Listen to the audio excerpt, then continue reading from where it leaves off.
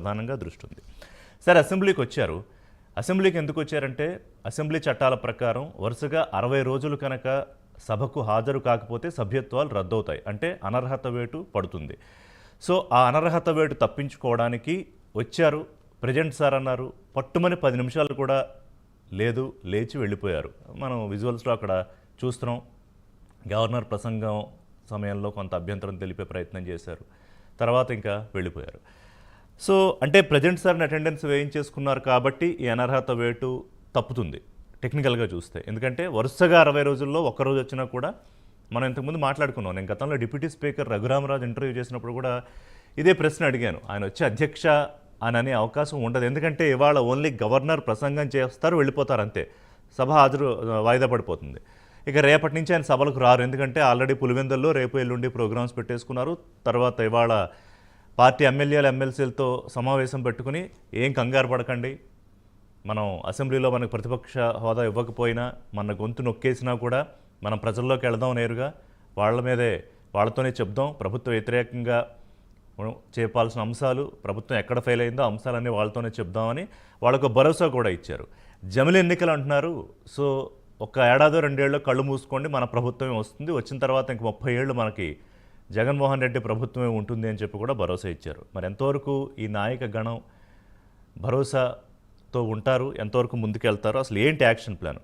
అలాగే deputy CM కూడా చాలా హుందాగా చెప్పేశారు, ఇంకా మీకు ప్రతిపక్ష హోదా దయచేసి మర్చిపోండి, ఇంకా సభకు రండి, ఆ విషయం వదిలేసి ప్లీజ్ మూవ్ ఆన్ అని. చూద్దాం మన ప్యానలిస్టులు ఏం చెప్తారో. ఉండవల్లి అనూష గారు తెలుగుదేశం పార్టీ నుంచి అధికార ప్రతినిధి, వారు జాయిన్ అవుతున్నారు.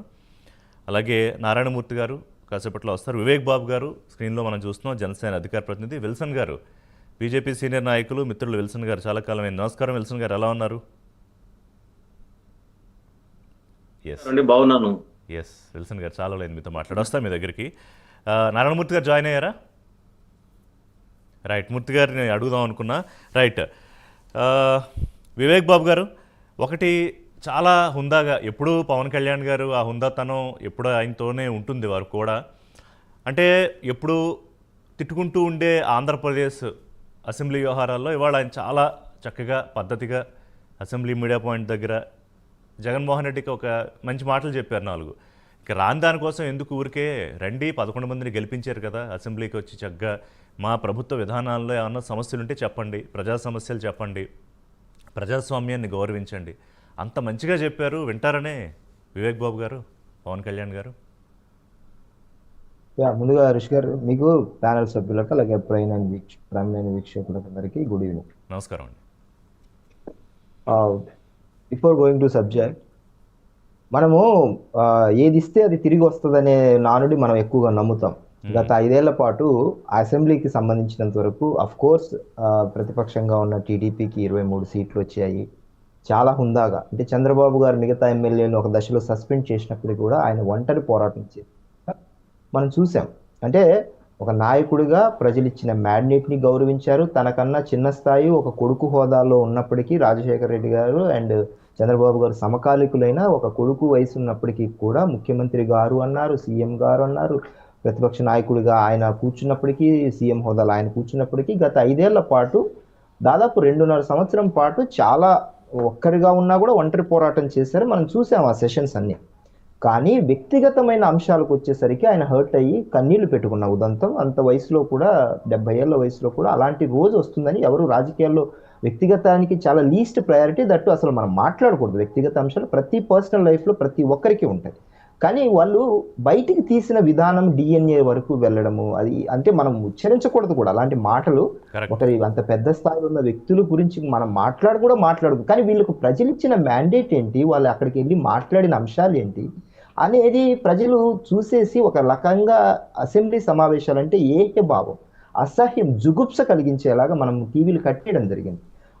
ఆ పరిణామాలన్నీ చూసినప్పుడు ఒక బిగినింగ్లో కూడా ఒకటి అధికారం చేపట్టినప్పుడు జూన్ 19, 2019 రోజున సెషన్ జరిగినప్పుడు నాడు ముఖ్యమంత్రిగా ఉన్న వ్యక్తి ఏం మాట్లాడాడో ఒక చిన్న క్లిప్ చూద్దాం, చూడండి. నాకు ఇక్కడికి వచ్చినప్పుడు కూడా అడిగారు అధ్యక్ష, చంద్రబాబు నాయుడు గారికి 23 మంది శాసనసభ్యులు ఉన్నారు, ఒక 5గురిని లాగేస్తే ఆయనకు 18 మంది 17 మంది వస్తారు, అప్పుడు ఆయన ప్రతిపక్ష నాయకుడు స్టేటస్ కూడా ఉండదు, లాగేద్దామని. అంటే వాళ్ళకు ఒక క్లియర్ అజెండా ఉంది. ఆ రోజు ప్రతిపక్ష హోదా కూడా రాదు, 18 సీట్లతో ఉంటే పీకేస్తామని మాట్లాడిన వ్యక్తి ఉమ్, ఈ రోజు అదే ప్రతిపక్ష హోదా కోసం అట్లీస్ట్ కనీసం నువ్వు దగ్గర కూడా రాలే. అంటే కనీసం ఒక 15 నెంబర్ పెట్టుకున్నా కూడా 18 20 దగ్గరకు వచ్చినా కూడా పోనీలే ఇచ్చేద్దామని అనుకోవడానికి 11 దగ్గరకు వచ్చావు. తమరు గత 5 ఏళ్ల పాటు Right. మాట్లాడిన విధానము, తమరు సాక్షాత్తు నేను లాగేసుకుంటే ప్రతిపక్ష హోదా అంటూ తమరే సాక్షాత్తు చెప్పిన విధానము రికార్డెడ్ గా ఉన్నాయి. ఇవన్నీ ఎలా మర్చిపోయి ఈ రోజు నాకు ప్రతిపక్ష హోదా కావాలని యాగి చేయడము.